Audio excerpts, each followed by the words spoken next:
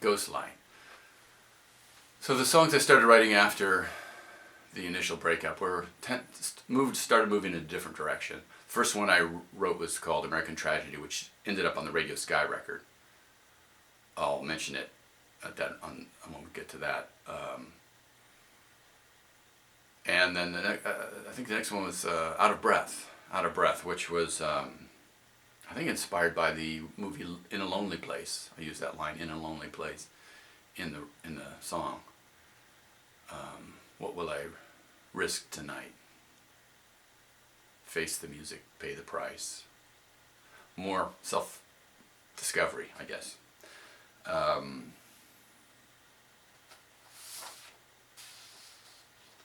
Ashes of Love. Ashes of Love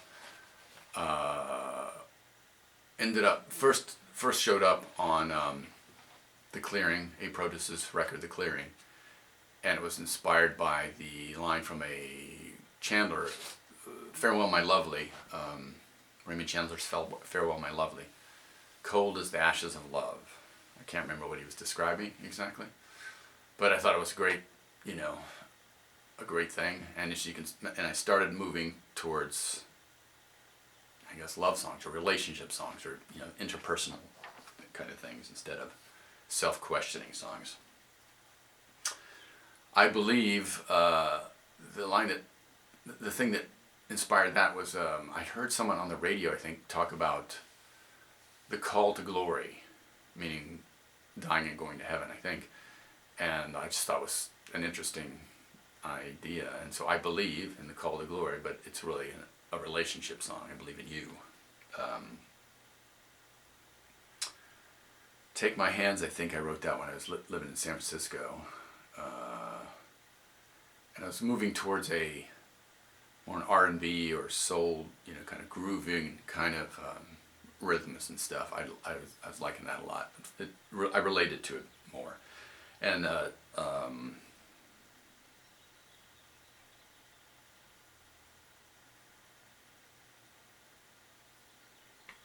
maybe trying to be a little sassy. I don't know. Love's Underground. That was inspired by a line from the one that turns you on is the one that does you in. From a movie Ilya Kazan's The Arrangement, I think. Anyway, that's what. And I was working on trying to get more interested in acoustic and traditional-ish music, so it has that kind of, bluesy-ish kind of feel. Kind of an unusual song for me.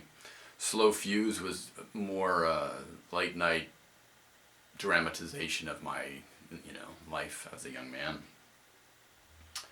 Love Comes Slowly. I just love that line, especially when I paired it with Love Echoes Still. So it made the ordeal of songwriting, and yes, it's an ordeal for me, worth it. I just thought that would be a great song, so I plowed, those, Take My Hands, Love Comes Slowly, Seconds Away, and Burns For Me, all kind of in a similar vein. I can't remember exactly what Seconds Away or Burn For Me, if there was anything interesting, what prompted them. With a Promise, when I got out of college, I had to work 9 to 5, and listening to Joy Division and heavy music and stuff was not something that helped lift you up after work, because it kind of ground you down. So I started, returned to some things I'd listened to, when I was younger, Motown, and I really discovered the depth of James Brown and discovered Prince in that era, and dancing to Parliament and stuff. So With a Promise and Philadelphia Soul, it became, I don't know, that seemed like the way forward. Don't Look Back. I think that was from the documentary of Dylan, Don't Look Back documentary. I don't think I'd ever seen it at the time. I just heard the name and I liked it. Till Tears Go By. I think the chorus of that came to me in a dream, and I wrote it down. And it took a long time to get the words right. I recorded the song before I really finalized the lyrics, I think, and And anyway, so, and In Heaven's Light, yeah, In Heaven's Light. So that's, I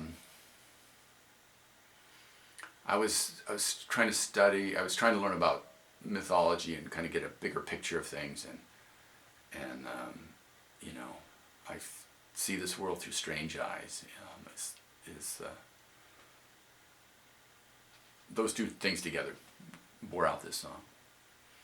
And then the final track on that record, Ghostlight, was really taking the first 3 notes off the horn intro of I Believe and playing around with them, and I came up with this sort of Baroque kind of sounding keyboard bit.